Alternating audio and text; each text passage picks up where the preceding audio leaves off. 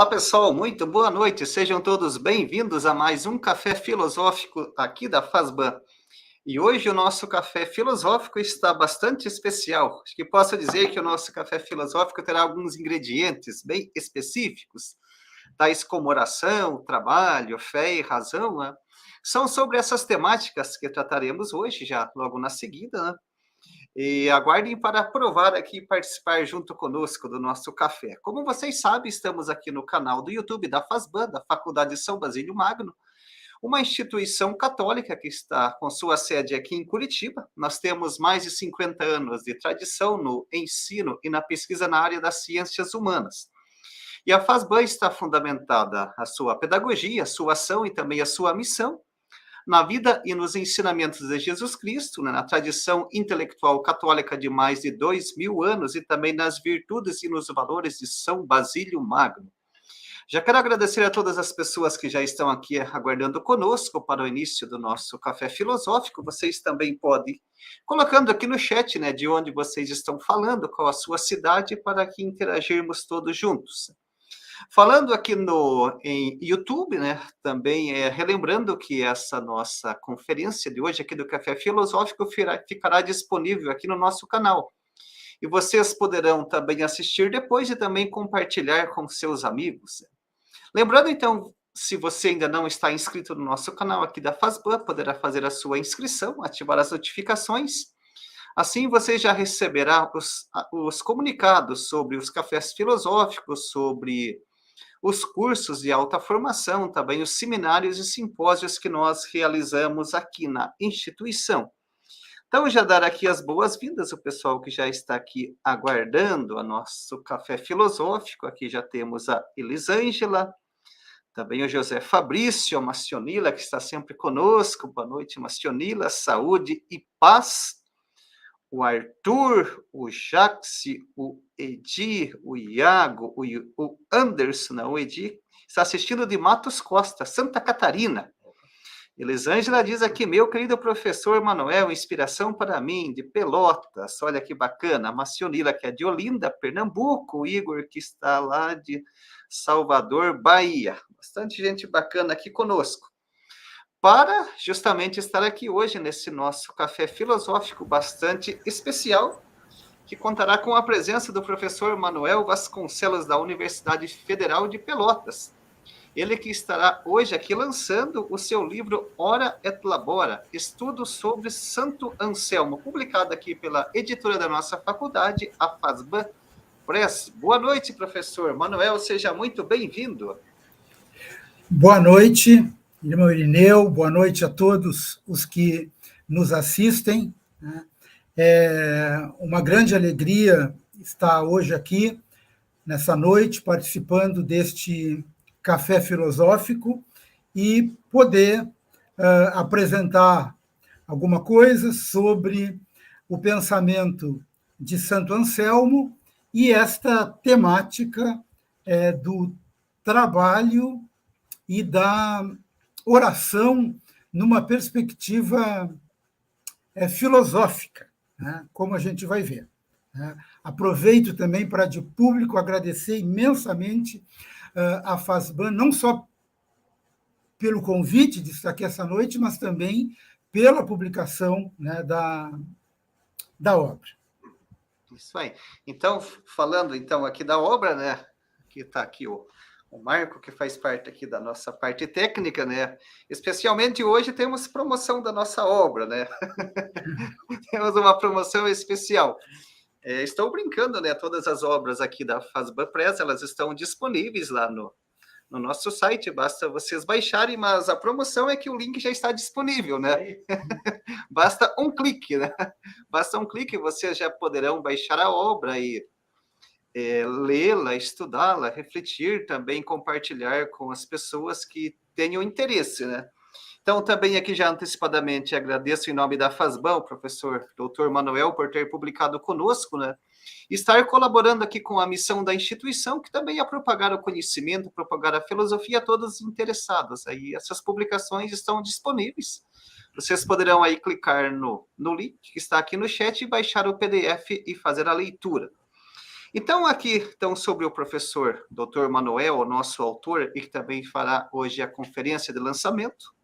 Ele possui graduação em filosofia pela Universidade Católica de Pelotas, também tem seu mestrado em filosofia pela Pontifícia Universidade Católica do Rio Grande do Sul e o seu doutorado em filosofia pela Pontifícia Universidade Católica também do Rio Grande do Sul. O professor Manuel também realizou estágio doutoral na Universidade de Pádua, na Itália. Também realizou o seu estágio pós-doutoral na área da filosofia medieval. Parece que o professor Manuel tem uma simpatia e gosta da temática, né? Na Universidade de Porto, Portugal. Também é professor titular na Universidade Federal de Pelotas, atuando também junto com o programa de pós-graduação em filosofia. Também é professor convidado da Faculdade de Filosofia na Universidade de Eduardo Mondlane, Maputo, Moçambique. Tem experiência na área de filosofia, com ênfase na filosofia medieval. Atualmente coordena o GT da ANPOF de Filosofia na Idade Média. Também é membro da Sociedade Brasileira para o Estudo da Filosofia Medieval e também da Sociedade Internacional para o Estudo da Filosofia Medieval. Então, estamos, nada mais nada menos, com um perito da área. Então, professor Dr. Manuel, muito obrigado por estar aqui conosco para fazer o lançamento da sua obra. Muito obrigado. Eu que agradeço, né? E essa oportunidade de podermos falar um pouquinho da obra e do pensamento de Anselmo, né? Bem, fica evidentemente o convite a todos para que, né, leiam a obra. O que eu queria colocar aqui nesta noite é situar um pouco, talvez, assim, o pensamento de Anselmo numa perspectiva mais ampla, que seria um pouco o pressuposto para que pudéssemos compreender tudo que está dito ali na obra, né? E também aquilo que não está dito, uma vez que Anselmo tem uma reflexão bastante abrangente, né?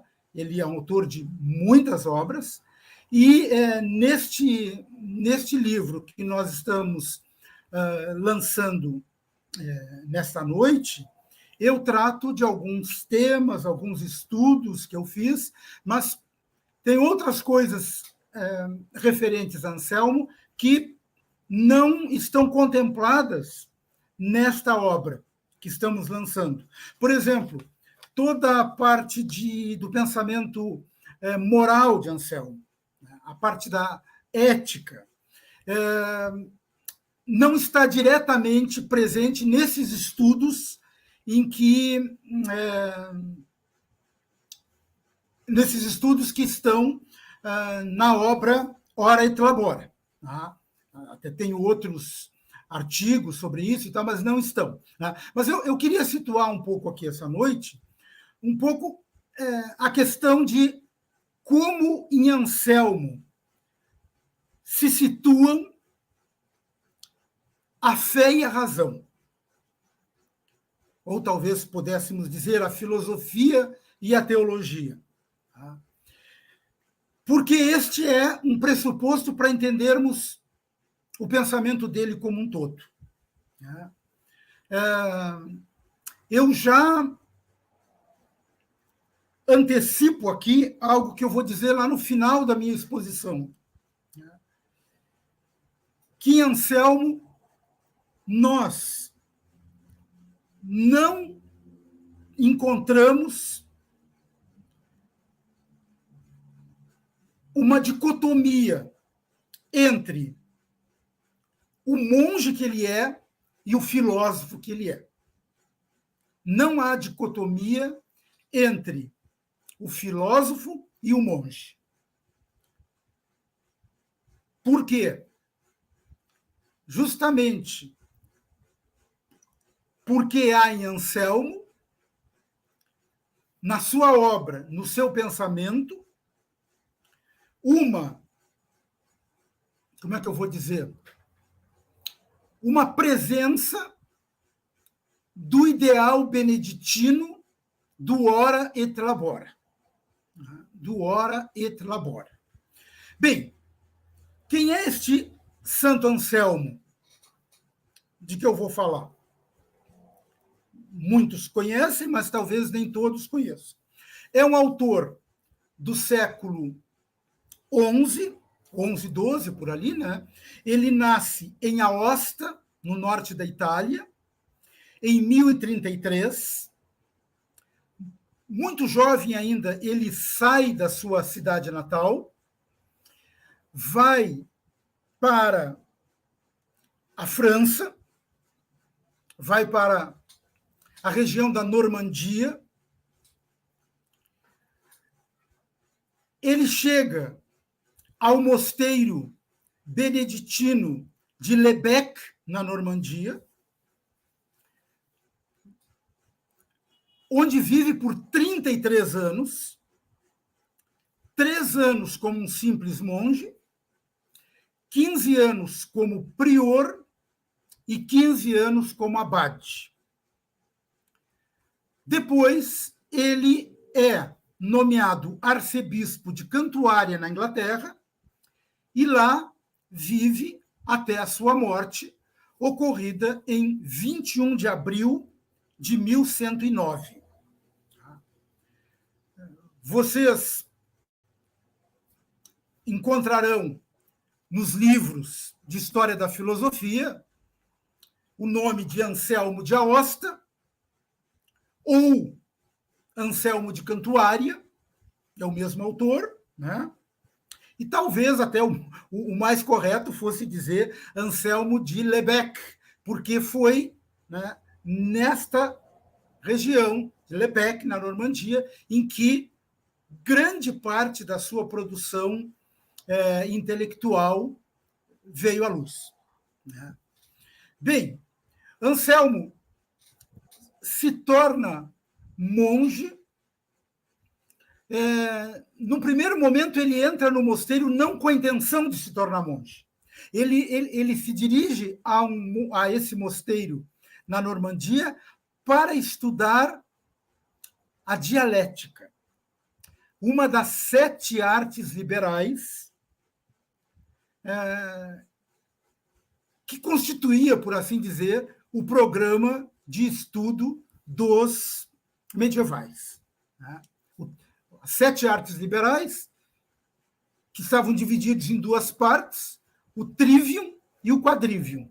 O quadrivium, que contemplava a astronomia, a geometria, a aritmética e a música, e o trivium, que era a gramática, a retórica e a dialética. A dialética, que seria a lógica. A lógica. Naquele contexto, a lógica aristotélica, basicamente. Anselmo vai para lá porque ele estava interessado em aprofundar os seus estudos na dialética e ele procura uma escola monástica dirigida por Lanfranco de Pávia, um renomado mestre da dialética. E ele chega lá não com a intenção propriamente de se tornar um monge, mas é evidente, evidentemente, como no contexto da época, o ingresso na escola implicava em viver no mosteiro, e ele fica lá e acaba tendo apreço, tendo gosto pela vida monástica, e decide, então, consagrar a sua vida à vocação monacal como beneditino. E lá, ele, ao mesmo tempo em que aprende a lógica, ao mesmo tempo que estuda com Lanfranco e que vai se adestrando nos conhecimentos lógicos, ele vai aprofundando o conhecimento E mais do que o conhecimento, ele vai se inserindo cada vez mais na espiritualidade beneditina. Por isso que se pode dizer que as obras de Anselmo, que são obras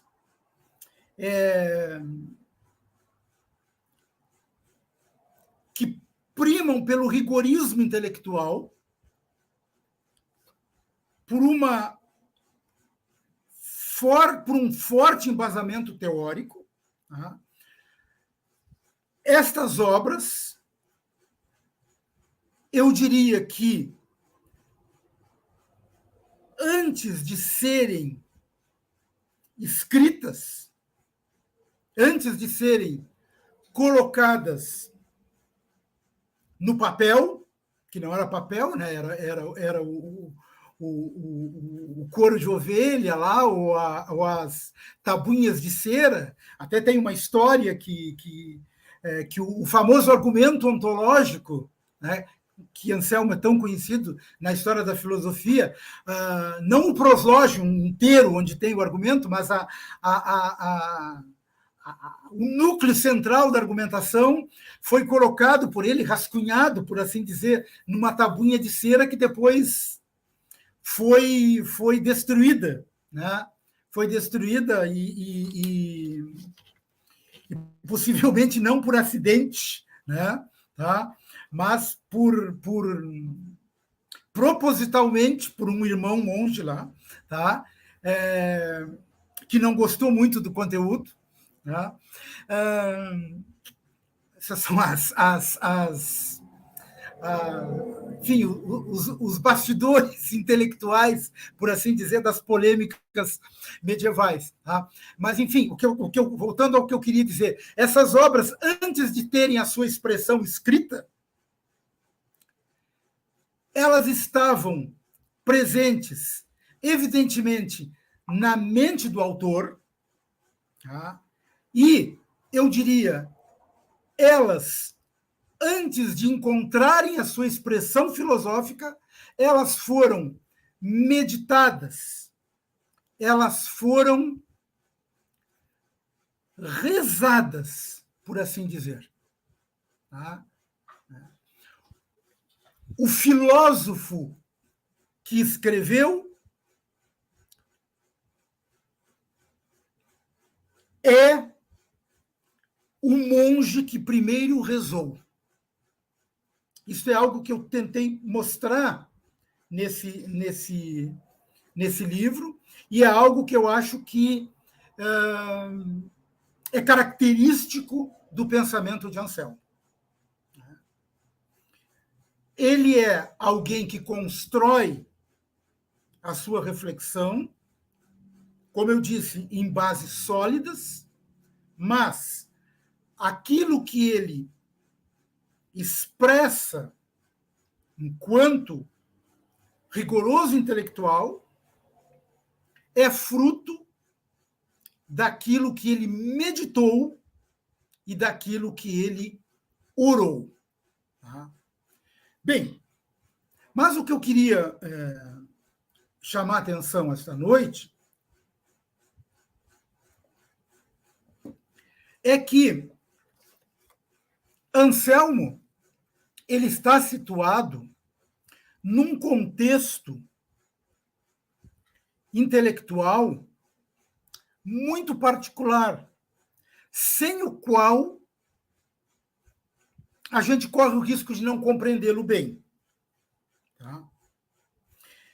E este é um contexto marcado justamente pela dialética. Pela dialética. Aquela arte liberal que levou Anselmo para o mosteiro. Não para se tornar um monge, mas para estudar lógica. O que acontece? Neste período, no século XI, por uma série de circunstâncias que a gente não vai ter como tratar detalhadamente aqui, né? Está se construindo, até mesmo como um desdobramento da reforma gregoriana, que também está por esta época aí, né? Por este momento, está se construindo uma reflexão teológica sempre mais afeita à razão. Sempre mais afeita à razão. Tá? É claro que o cristianismo é uma religião, e isso eu tento mostrar também no livro, especialmente no primeiro capítulo. Tá? O cristianismo é uma religião que ela não se fecha à razão. Ela não se fecha à razão. Ela é uma religião, não é uma filosofia. O cristianismo é uma religião, é uma doutrina de salvação, é uma proposta, é um caminho. Não é uma filosofia, o que não impede que depois, a partir dos desdobramentos da religião cristã, vá surgir uma reflexão filosófica afeita ao cristianismo. E Anselmo é apenas um exemplo disto. Tá? Mas, enfim, o cristianismo é uma religião que sempre esteve, desde o seu início, esteve disposta a dialogar com a razão. Isso a gente vê ainda nos primeiros escritos cristãos. Lembremos a carta de Pedro, que diz algo mais ou menos assim: estejam sempre prontos a dar as razões da sua fé a todos aqueles que vos pedirem. Ou o texto do prólogo do Evangelho de João, João 1:14 ou 1:18, me corrijam depois, tá? Com a identificação do Filho de Deus como o Logos, a palavra que se fez carne e habitou entre nós, ou o célebre discurso de Paulo no Areópago de Atenas, onde ele vai, diante dos sábios atenienses, dar as razões da sua fé. Por que eu estou dando esses exemplos? Para mostrar como o cristianismo, desde muito cedo, não se furtou a esse diálogo com a razão.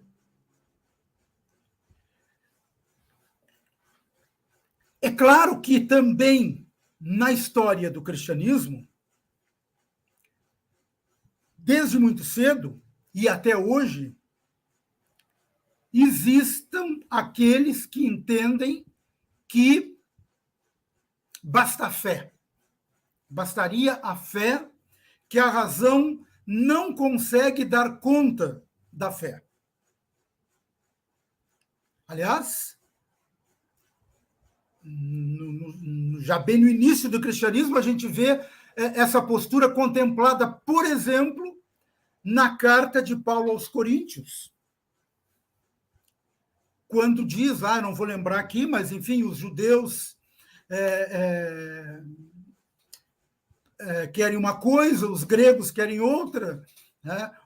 E eu anuncio Jesus Cristo, e Jesus Cristo crucificado, loucura para uns, né? Enfim, né? Sempre houve também, embora não seja uma postura preponderante na história da Igreja, mas sempre houve uma certa tendência que privilegiava a fé, dando-se conta de que a razão não conseguiria contemplar aquilo que é fundamental na fé. Esse debate também está presente na época de Anselmo. também está presente na época de Anselmo. Tá? Mas o que mais prevalece no século XI é uma certa compreensão de que é possível e é necessário dar as razões da fé.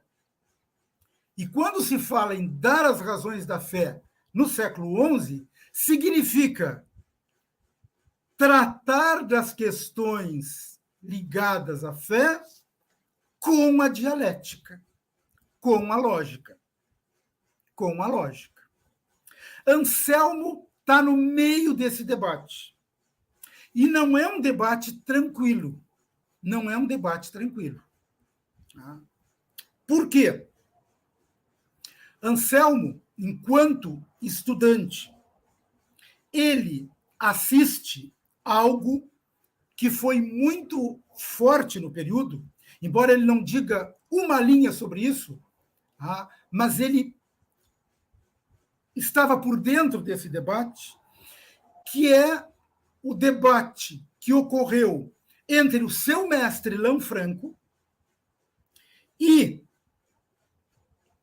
Berengário em torno da Eucaristia. Lanfranco e Berengário, no século XI, travaram uma batalha intelectual árdua em torno da legitimidade da dialética para tratar, não diria da fé em geral, mas de um aspecto muito específico, a questão da Eucaristia.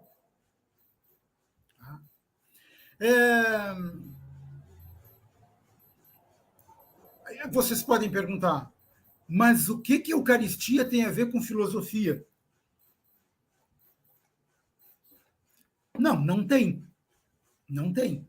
Mas, neste contexto do século XI,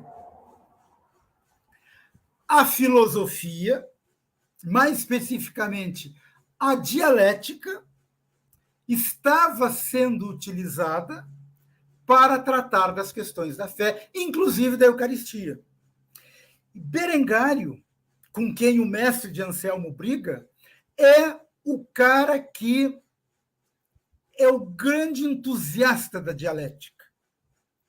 A posição de Berengário, eu não tenho a pretensão de querer aqui, em poucos minutos, dar conta dessa controvérsia que foi imensa, mas eu queria simplesmente situar para vocês, assim, em linhas muito gerais.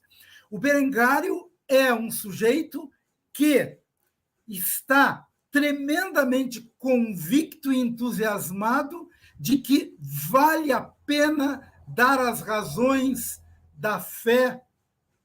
E no caso específico da Eucaristia, ele quer mostrar, em termos racionais, como se poderia explicar a passagem do pão e do vinho, ou a transformação do pão e do vinho, no corpo e sangue de Cristo. Berengário entende que é possível explicar com as luzes da razão, com a lógica, essa transformação, sem ferir a evidência.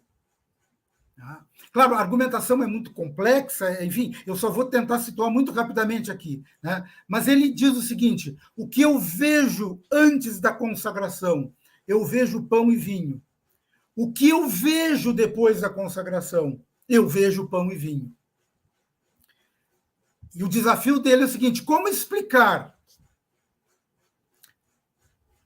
o que a fé me diz, ou seja, que aquele pão e vinho é o corpo e sangue de Cristo? Como explicar aquilo que a fé me mostra sem negar a evidência racional? Ele vai a partir da análise das categorias aristotélicas de substância, de acidente, né, dizer que aquele pão e aquele vinho, que permanecem pão e vinho, eles significam, ou eles simbolizam, embora ele não tenha intenção, e quando ele é acusado de negar a fé, ele não entende que esteja negando a fé, né? Mas ele diz, né, ele é o corpo e o sangue de Cristo, simbolizados ou significados no pão e no vinho. Lanfranco, o mestre de Anselmo, vai dizer o seguinte: não, mudou a substância. Eu vejo pão e vinho, mas agora é a mesma essência do corpo de Cristo que está no céu, sentado à direita de Deus Pai Todo-Poderoso, onde há de vir a julgar os vivos e os mortos. Apesar da aparência, mudou a essência. Bem, eu nem tenho competência para entrar numa questão teológica, porque não sou teólogo. Né? Mas, assim, o que eu queria destacar para vocês é o seguinte: o que tem em jogo aí? Tem em jogo duas concepções diferentes em torno da razão e da fé, em torno da pertinência da dialética para tratar da fé. Berengário entende o seguinte: se Deus não tivesse criado o homem, se Deus não quisesse que o homem usasse a razão, ele não teria feito o homem um ser racional. O homem é um ser racional justamente para usar a razão. E a razão deve ser usada para tratar de tudo, sobretudo das questões mais importantes. E o que há de mais importante do que a fé, pensa Berengário? Nada é mais importante do que a fé. Portanto, é legítimo que se use a razão, e a razão aqui é lógica para ele. Nesse contexto, se pode dizer que lógica, dialética e razão são praticamente sinônimos. Então, para o Berengário, usar a razão, usar a lógica para explicar as coisas da fé é legítimo e, mais, é imperioso. O Lanfranco, mestre de Anselmo, tem uma visão diferente. Ele não é contra a dialética, ele não é contra a razão, mas ele diz assim: olha, calma lá, devagar com o andor que o santo é de barro. Para o Lanfranco, mestre do Anselmo, a razão, a dialética, pode e deve ser usada com cautela. Com cautela. Ela serve para esclarecer algumas coisas, ela ajuda a compreender algumas coisas obscuras, mas até por ali. Até por ali. Lanfranco acha que a posição de Berengário é temerária. Por isso ele entende que, por usar a lógica com temeridade, por usar a dialética com temeridade, ele chega a conclusões que, na perspectiva de Lanfranco, vão contra a fé. Vão contra a fé. Então, Lanfranco diz: é importante usar a dialética, mas não vamos achar que a dialética, que a lógica, consiga dar conta da Eucaristia. Não dá. Bem, e o Anselmo, como é que fica nessa briga toda? O Anselmo tem uma posição completamente diferente do Berengário e completamente diferente do seu mestre Lanfranco. Tanto que, quando Anselmo escreve a sua primeira obra, o Monológio. Essa obra não é muito bem recebida dentro do mosteiro. O Lanfranco já não está mais lá, mas o Anselmo escreve para ele e diz: olha, eu escrevi esse livro aqui e tal. Na verdade, eram escritos que surgiram a partir das aulas a pedido dos monges. Né? E ele diz: olha, não, algumas pessoas estão achando que eu disse coisas que não devia, e eu submeto a ti, meu mestre Lanfranco, né, para ver o que tu achas. E até é muito, muito interessante, porque o Anselmo chega a dizer para ele: olha,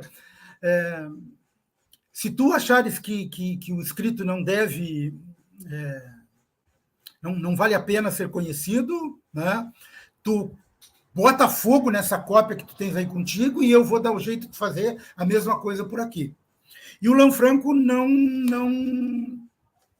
botou fogo, mas eu tenho certeza que ficou com uma certa vontade de botar fogo, sim. Né? Mas ele teve muita honestidade intelectual. Mas por que ele ficou apreensivo? Porque o Lanfranco deve ter pensado assim: olha, eu briguei tanto com o Berengário e não me dei conta que o meu discípulo estava incorrendo num erro parecido. E qual seria o erro do Anselmo? Inclusive apontado por Lanfranco. Seria de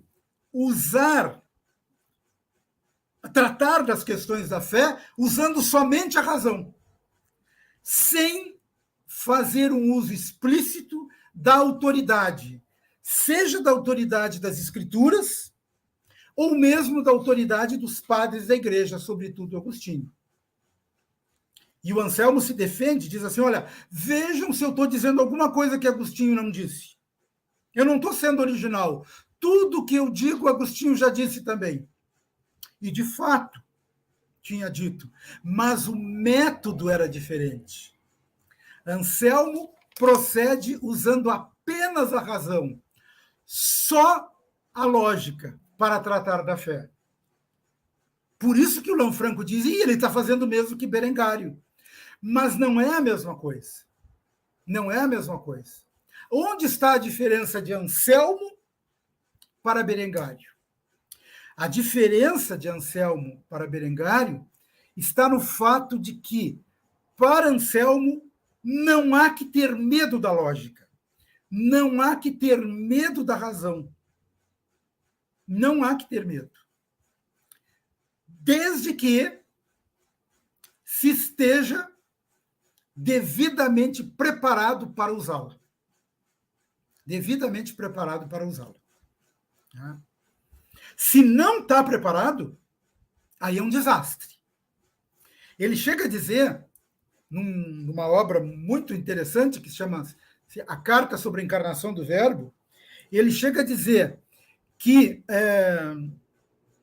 aquele cristão que quer usar a razão para tratar da fé sem estar devidamente preparado, seria o equivalente a um morcego brigando com uma águia em pleno meio-dia. Imagine um morcego, um animal que vive na escuridão, brigando com uma águia, que Anselmo diz, e ele deve ter percebido isso lá em Aosta, nas montanhas, né?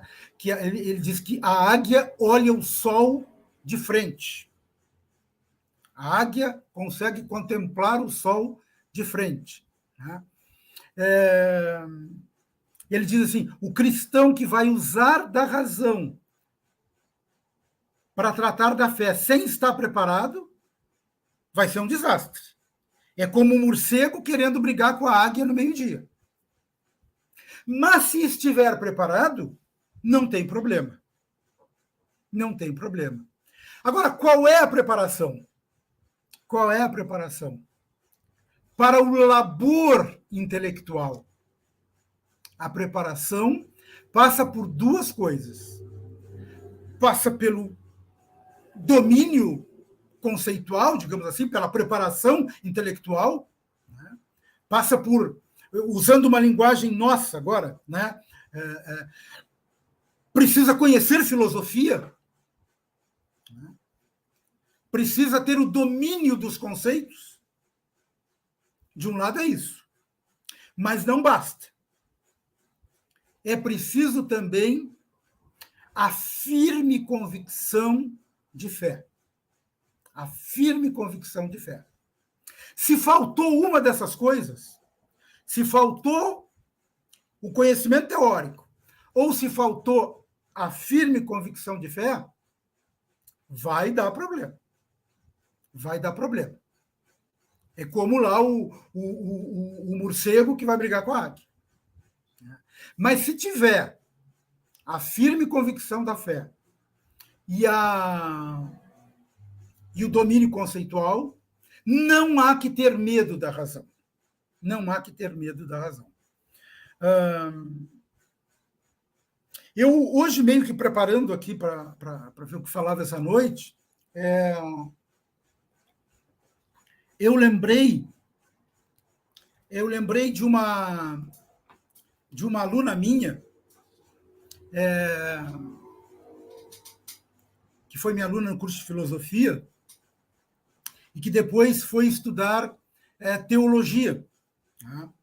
É o caminho natural dos seminaristas, né? Mas né, ela é uma leiga que foi fazer teologia porque gostava, porque se interessava, né, pelos temas. E ela disse uma vez o seguinte: olha, se eu não fizesse a teologia de joelhos, eu teria perdido a minha fé. Por quê? Porque a teologia justamente né? Me perdoem aqui os teólogos, né? Mas a teologia é isso, é uma reflexão racional sobre a fé. Né? E tem sentido isso quer dizer, a teologia ela vai evidentemente que colocar à prova certas ingenuidades da fé. Ela vai construir uma fé mais sólida. Mas, como dizia essa aluna, né, se eu não tivesse feito a teologia de joelhos, eu teria perdido a minha fé. Tá? Pois eu diria aqui para vocês, o Anselmo escreveu as suas obras de joelho. Por isso, ora et labora. Ou seja, né, o filósofo que escreveu é um monge que refletiu, que meditou e que rezou. E, sendo fruto da oração e da meditação, e estando em sólidas bases conceituais, não há por que temer dar as razões da fé. Essa é a posição do Anselmo. Por isso ele é confundido, às vezes, e a meu ver injustamente, né, como um filósofo racionalista. Não, ele é um autor que não teme a razão. E é um entusiasta da razão. Ele, como diz um professor português, o professor Costa Macedo, que tem uma obra muito interessante, chama-se Anselmo e a ousadia da razão. Né? Anselmo é ousado. Anselmo é ousado no seu exame racional das coisas da fé. Não tem dúvida. Né? Mas eu não diria que é racionalista.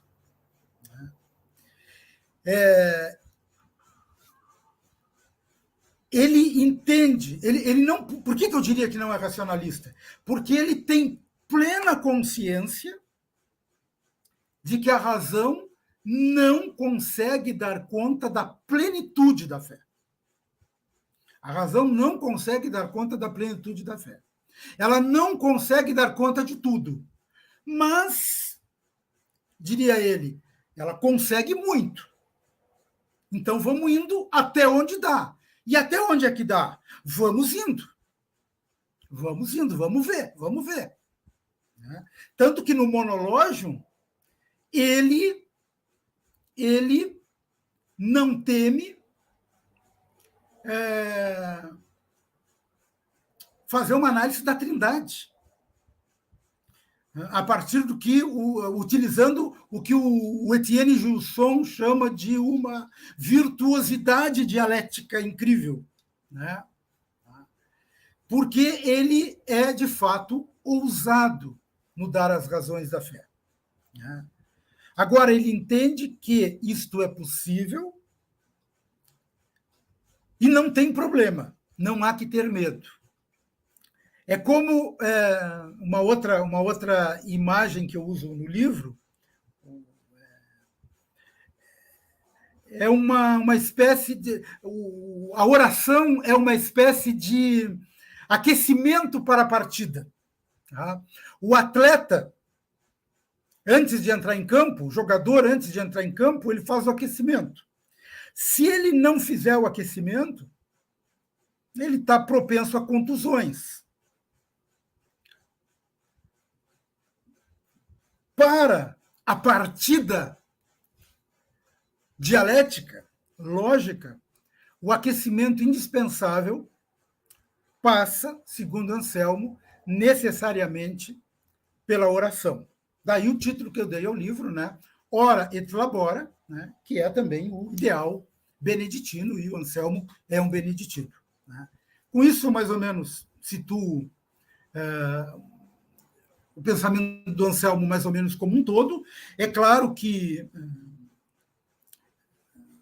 é um pensamento, eu diria assim, sofisticado, instigante, e fica o convite para que vocês, né, procurem ler as obras de Anselmo, né, porque eu acho que é um autor que pode contribuir para a nossa formação, sejamos nós cristãos ou não, sejamos nós ateus, agnósticos. Anselmo é um autor que acho que pode nos ajudar a compreender certos temas, certas questões. É isso, então. Muitíssimo obrigado. Fico à disposição. Que bom, muito obrigado ao professor Manuel Vasconcelos. Então, relembrando, o professor Dr. Manuel hoje está fazendo aqui o lançamento do seu livro, Ora et Labora, Estudos sobre Santo Anselmo, que é uma publicação aqui pela Fasban Press, uma editora da Faculdade de São Basílio Magno. E o livro aqui está disponível, o PDF, para vocês baixarem, basta vocês clicarem aqui no link e baixar a obra do professor Manuel. Lembrando também que aqui essa apresentação ficará gravada no nosso canal do YouTube, aqui para vocês assistirem depois, né? Retomarem as ideias, as teses, né? E também, do mesmo modo, você que ainda não está inscrito no canal, pode fazer a sua inscrição, ativar as notificações para receber na sequência, né, os avisos dos eventos, cafés filosóficos, conferências e seminários aqui da Fasban, da Faculdade São Basílio Magno. Também quero comunicar para vocês que aqui na Fasban nós temos os nossos cursos de pós-graduação que acontecem nos períodos de férias, né? E agora, em julho, nós estamos com as inscrições abertas para 5 novos cursos. O curso de Arquitetura e Arte Sacra do Espaço Litúrgico, que já é um curso bem tradicional, bastante procurado aqui na instituição. Também o curso de pós-graduação em Liturgia. Também o curso de pós-graduação para formadores de presbíteros e vida consagrada. E 2 novos cursos que estamos lançando agora para iniciar em julho. O curso de Espiritualidade Cristã e também uma pós-graduação sobre as Sagradas Escrituras, Antigo e Novo Testamentos. Mais informações sobre esses cursos, sobre a grade curricular, os conteúdos, né? Vocês podem acessar aqui o nosso site, fasban.com.br. e obterá as informações. Também quero comunicar para vocês que agora, no dia 30 e 31 de março, nós teremos o segundo seminário de Arquitetura e Arte Sacra aqui da FASBAN. Do mesmo modo, mais informações vocês poderão encontrar no nosso site. E também nos dias 4, 5 e 6 de maio, teremos o segundo seminário de Mariologia. Também vocês acessando lá fasban.edu.br terão mais informações. Também agradecer a todos vocês que estão seguindo o nosso perfil no Instagram, @Faculdade São Basílio Magno. Lá nós publicamos bastante informações, além dos nossos eventos, lançamentos de livros, simpósios, seminários. Também tem conteúdo sobre filosofia, sobre teologia oriental, sobre catequese. Então, você ainda que não está seguindo o nosso perfil no Instagram, siga lá, @Faculdade São Basílio Magno, que você encontrará todas essas informações.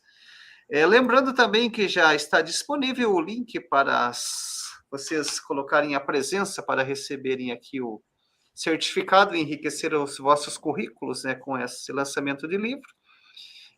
O link já está disponível aqui também na descrição do vídeo, né? Vocês poderão aí colocar as vossas informações. Então, vamos aqui, então, algumas pessoas já deixando aqui comentários sobre a apresentação do livro e também algumas questões, né? Então, temos aqui, então, o professor Manuel, do Wagner Ferraz. Ele diz o seguinte: por que a razão, em partes, questiona os fenômenos a priori e, em partes, aceita com naturalidade alguma manifestação da fé prática? Que o professor pode aqui dizer para o Wagner. Bom, Wagner, a questão é a seguinte: a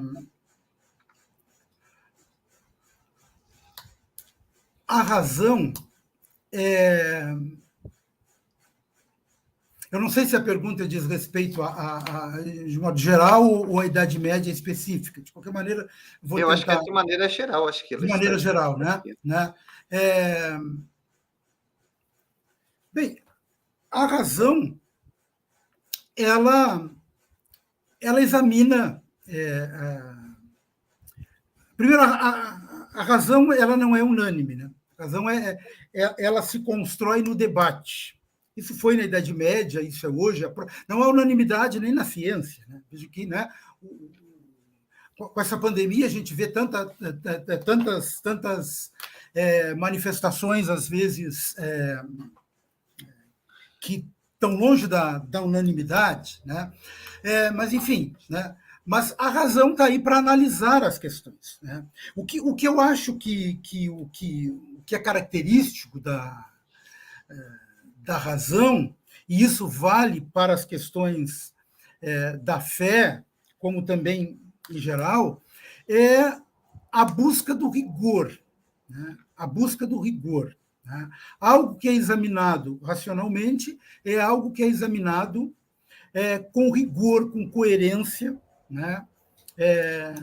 Buscando a construção de respostas em bases sólidas, né? Isso foi algo que, por exemplo, na Idade Média, foi muito característico, né, dos medievais, né, de não temer analisar os fenômenos. E claro que no mundo medieval as questões fundamentais diziam respeito à fé, porque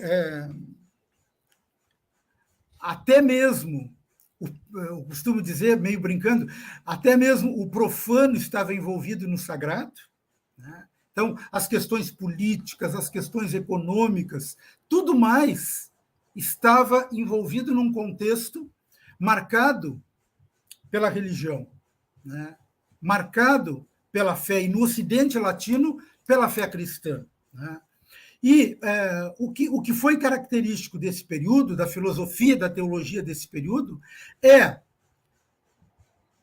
não temer olhar a fé, olhar as questões da fé, sob a luz da razão, com o rigor da razão. Né? Com o rigor da razão, buscando construir respostas sólidas, né? Respostas bem fundamentadas. Né? Isso é algo que perpassa todo o período. Né? Perpassa todo o período, desde antes da Idade Média, lá, desde a tradição patrística. Então, aqui também muitas pessoas aqui elogiando, né? O Gamaliel, o grande mestre Manuel, que também o José Fabrício, ótima aula, que também o Gorgônio Pereira, excelente aula. Aqui, então, o Marconi ele pergunta, boa noite. Relacionar fé e razão, Agostinho e Santo Anselmo, diferenças fundamentais entre esses dois autores, dois períodos distintos, professor? Como podemos estabelecer essa ligação entre esses dois autores? Bem, Marconi, se essa pergunta fosse dirigida a Santo Anselmo, ele diria: não tem diferença. O que Agostinho disse, eu assino embaixo. Tá? Mas, na verdade, assim, independente do conteúdo ser muito próximo, embora em alguns aspectos eles possam diferir, eu diria assim, em linhas gerais, nas questões fundamentais, Anselmo é um agostiniano e faz questão de ser. Faz questão de ser. Tá? Anselmo é um autor do século XI. No século XI, os medievais conheciam de Aristóteles apenas a lógica, eles não conheciam os escritos aristotélicos numa perspectiva mais ampla, como Tomás de Aquino vai conhecer. Tomás de Aquino conhece a metafísica, conhece a política, conhece a ética. Anselmo, de Aristóteles, só conhece a lógica. Bem, como Anselmo faz filosofia? Basicamente com a lógica aristotélica e com a tradição patrística. Sobretudo, o grande referencial é Agostinho. Mas onde está a grande diferença entre eles? A grande diferença está no modo como eles relacionam fé e razão, porque eles estão em momentos distintos. Santo Agostinho não está preocupado em distinguir o que é fé e o que é filosofia, o que é teologia. Não é um problema para Santo Agostinho isso. Isso é um problema nosso, dos nossos tempos. Como será um problema já mais adiante na filosofia medieval? Vejam que Tomás de Aquino tem muito claro a filosofia isso, teologia aquilo. Elas não se opõem uma à outra, elas são modos diferentes de se opor ao erro e de buscar a verdade. E uma ajuda a outra nesse processo. Quer dizer, Tomás de Aquino já sabe muito bem, filosofia é isso, teologia é aquilo. Em Anselmo, isso já está começando a ficar claro. Tá? Mas eles estão em mundos diferentes, em contextos diferentes. Tá? Santo Agostinho, como Santo Anselmo, apreciam a dialética. Tá? Santo Agostinho tem um livro sobre a dialética em que ele elogia a dialética. Ele diz que ela é a arte das artes e a disciplina das disciplinas. Tá? No entanto, essa discussão que Anselmo vive, isso que Anselmo faz de tratar da fé usando apenas a razão, que é a metodologia de Anselmo, em grande parte das suas obras, isso é algo que Agostinho não faz. Agostinho não faz. Agostinho mistura tudo. Né? E não tem problema para ele isso. Não tem problema. Então, eles estão em contextos diferentes, né? Em um cenário intelectual bem diferenciado, tá? Mas, eu diria, as grandes questões são comuns e as respostas fundamentais também. Ainda que me pareça que, em algumas questões, transpareça em Anselmo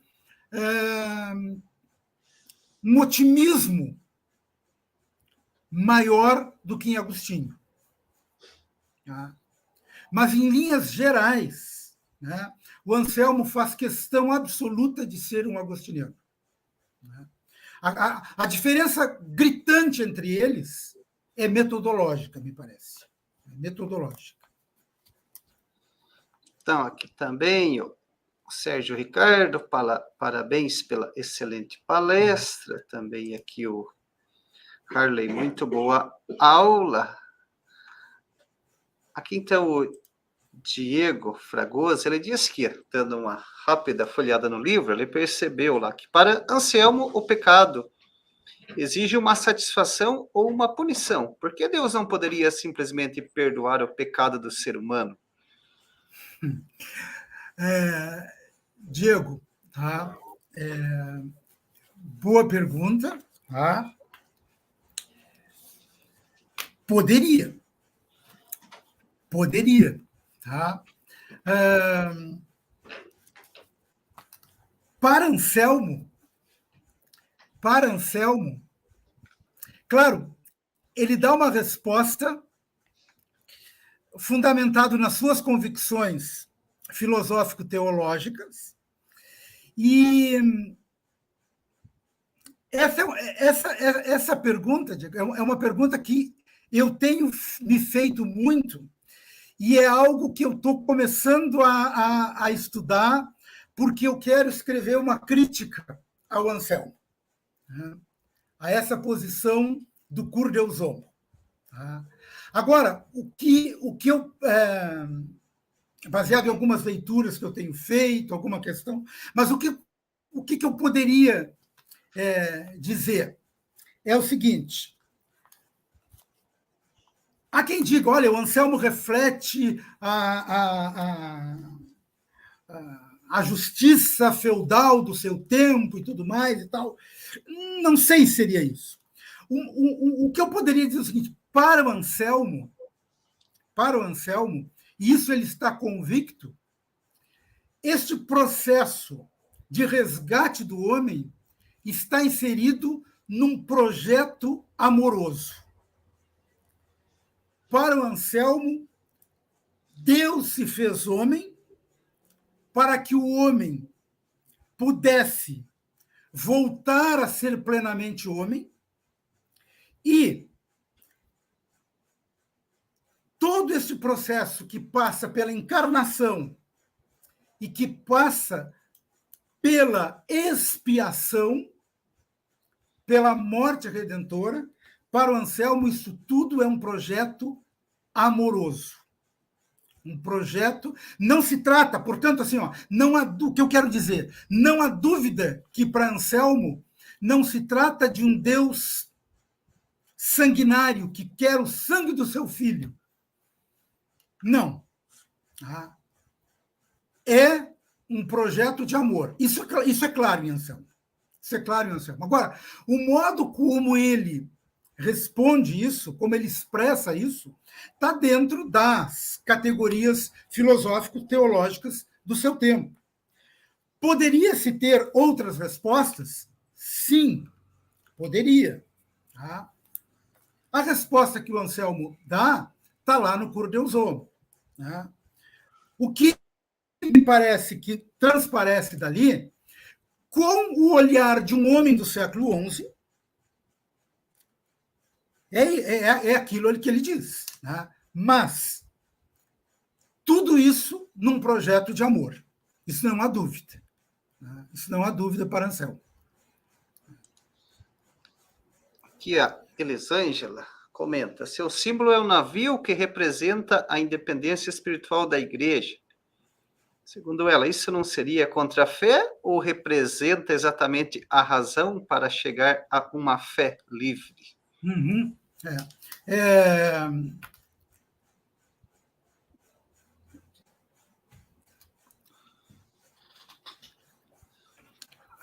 ver se eu entendi bem a questão da minha aluna e amiga Elisângela, que trabalhou comigo, inclusive, numa disciplina, né? Foi minha monitora. Oh, que beleza! Seu símbolo é um navio que representa a independência espiritual da igreja. Isso não seria contra a fé, ou representa exatamente a razão para chegar a uma fé livre. Na concepção dos autores da Idade Média, em geral, Elisângela, né, a razão, ela fortalece a fé. Ela fortalece a fé. Né? Para Anselmo, para esses autores, né, o que não há lugar para o fideísmo. O perigoso seria o fideísmo. Tá? Claro, há uma consciência de que a razão não consegue dizer tudo. Tá? Mas, na perspectiva de Anselmo, e eu diria assim, da grande maioria dos autores da Idade Média, né, a razão ela fortalece a fé. Ela permite a fé ser madura e não ingênua. Ser madura e não ingênua. Tá? Portanto, ela não precisaria ser usada com temor e ela sai fortalecida do exame da razão. É claro que nós vamos ter aqueles que vão talvez ir com muita sede ao pote, como foi o caso do Berengário, né? Ou o caso do Rosselino, com quem o Anselmo vai brigar, né? Que faz uma análise lógica da Trindade, né? E chegaria a conclusões, segundo seus críticos, que levariam à defesa de um triteísmo, né? A concepção de três deuses, né? A partir da concepção que Rosselino tem do problema dos universais. Né? Mas, em geral, os autores medievais eles procuram fazer, e eu diria, sem forçar a barra. Eles harmonizam a fé e a razão. Tá? Harmonizam a fé e a razão. A partir de convicções e de argumentos lógicos. Muito bem, então o nosso tempo aqui já está quase esgotando, né? Então, aqui para finalizar, várias pessoas agradecendo, então aqui deixo a mensagem aqui da sua amiga Elisângela, que ela diz o seguinte: que noite maravilhosa. Agradeço imensamente a generosidade do professor Manuel e da FASBAN pela oportunidade. Nós também agradecemos a você, Elisângela, e a todos vocês que acompanharam aqui esse café filosófico do lançamento aqui da obra do professor Manuel Vasconcelos, né? Com seu livro Ora et Labora, Estudos sobre Santo Anselmo. Relembrando que aqui está disponível no chat o link para vocês baixarem a obra e fazerem a leitura e aprofundarem mais a temática. Então, professor Manuel, mais uma vez, em nome da FASBAN, a nossa gratidão pela obra, pela sua escrita, pela explanação do seu conteúdo e por estar colaborando aqui conosco, né, que é um projeto aqui da instituição de propagar o conteúdo, propagar obras filosóficas e conteúdos relevantes, né, publicá-los e disponibilizá-los de maneira gratuita, para que as pessoas tenham acesso e possam fazer a leitura e também compartilhar com todos que têm interesse nessas temáticas, né? Então, professor Dr. Manuel, então, da minha parte aqui eu já faço o encerramento em nome da FASBAN, passo a palavra novamente para você, para as suas considerações finais e para o encerramento do nosso café filosófico de hoje. Eu diria assim que a gratidão é minha, né? E eu diria uma gratidão tripla, né? Pelo convite dessa noite, pela publicação do livro e pelo trabalho que a FASBAN vem fazendo, que eu tenho acompanhado e que é extremamente interessante e muito, realmente muito bom, e que tem uma contribuição excelente para todos os que desejam aprofundar esses temas ligados a essa temática, né, da fé e da razão, da espiritualidade, né, da formação cristã. Muito obrigado, professor Irineu, muito obrigado a todos da FASBAN, muito obrigado a todos os que estiveram conosco nesse café filosófico, e uma boa noite a todos e gratidão imensa. Muito obrigado, boa noite a todos, um abraço, até a próxima. Tchau, tchau.